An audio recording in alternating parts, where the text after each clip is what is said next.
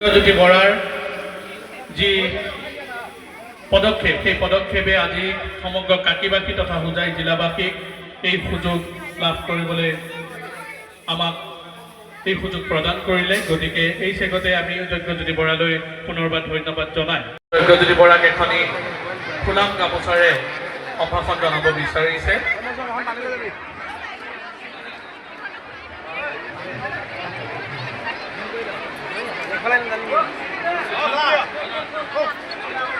সাংগঠনিক সম্পাদক দেৱজিৎ ডেকা ডাঙৰীয়া আৰু সদৌ হোজাই জিলা ছাত্ৰ সন্থাই আৰু ইয়াৰ লগে লগে সমূহ অতিথিক গায়ক বায়নেৰে আগবঢ়াই লৈ যোৱা হৈছে।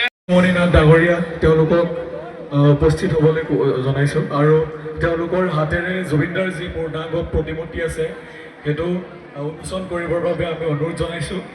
লগতে আমাৰ যি সকলোৱে আছে জয় জুবিনদা, জয় জুবিনদা, জুবিনদা, জয় জুবিনদা, জয় জুবিনদা, জয় জুবিনদা, জয় জুবিনদা।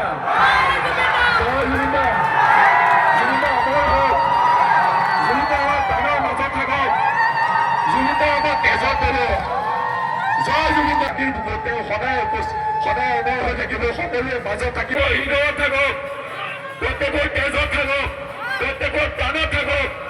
জয় জুবিন।